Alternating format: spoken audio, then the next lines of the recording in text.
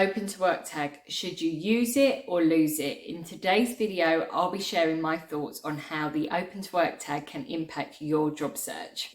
For those that are new around here, my name's Lucy Gilmore and I'm the co-founder of Huxley Morton, a recruitment agency focusing on the placement of professionals within the life sciences sector. I also offer a career coaching service supporting candidates through the job search process. Drawing from my extensive experience as a recruiter and coaching job seekers, I've developed a proven system that has helped numerous individuals land their dream jobs within a short time frame.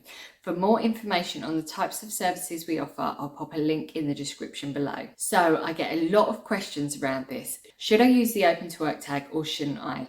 And I see a lot of people out there recommending you should have the open to work tag on because it alerts recruiters and employers the fact that you're actively looking.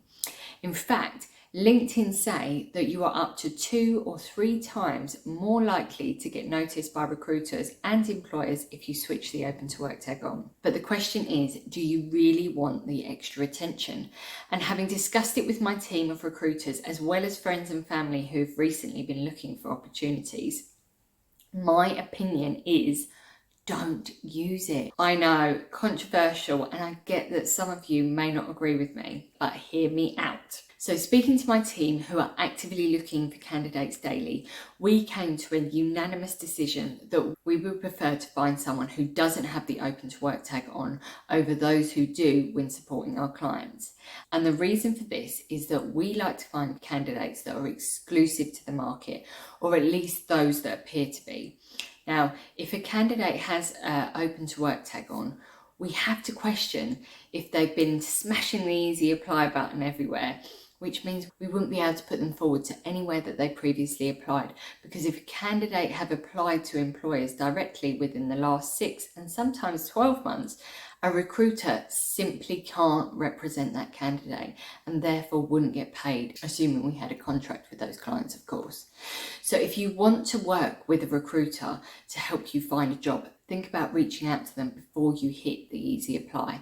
And alternatively, make sure you keep track of where you've applied in case you do get approached by a recruiter, or if you decide you want to approach one further down the line. Now, right or wrong, it sometimes triggers unconscious bias within recruiters, and some tend to perceive candidates without the tag to be better quality candidates. Now, when we see the tag on a candidate's profile, we find ourselves questioning, why haven't they managed to find a job yet? And what might be wrong with them? Now, is it because they're not very good? Or is it because there's a problem with their resume? Or do they not interview very well? Now, of course, it could be none of those things. And I'm not suggesting that everyone who uses the tag falls into this. I'm just explaining how some recruiters perceive those who have the tag on. Now, something else I've noticed is that some people have the tag on in the hope that jobs will come to them. Yet when you look at their profile, it says absolutely nothing about them. They haven't even completed their work history.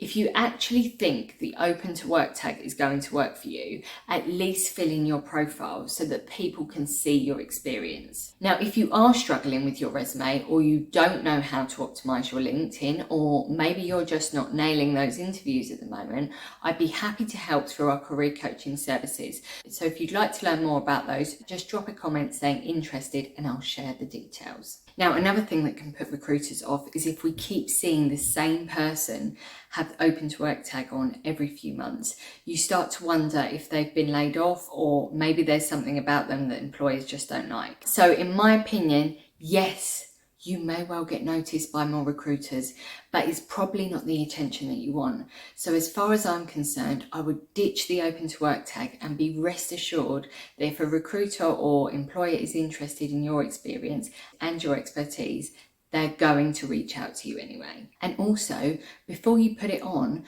think, could I attract the attention of recruiters and hiring managers in another way? And the answer is yes. Yes, you can. Now focus on making your profile as attractive as possible. Make sure you've completed your profile so your experiences shine through.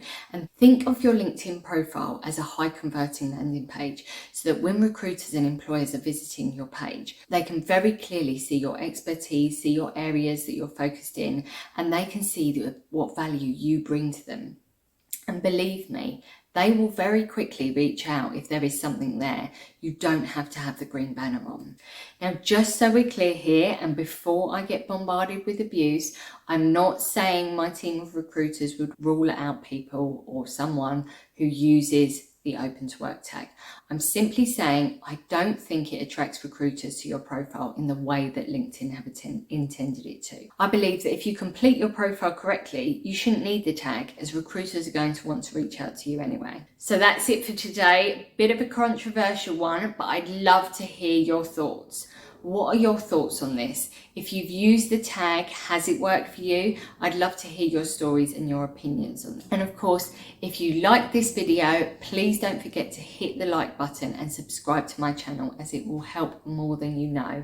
And in doing so, you'll gain access to weekly videos helping job seekers go from unknown to an authority in their field, so they can elevate their impact, their income, and go from hopeless to hired to headhunted on autopilot. Thank you once again for watching, and don't forget to check out next week's video for more valuable insights.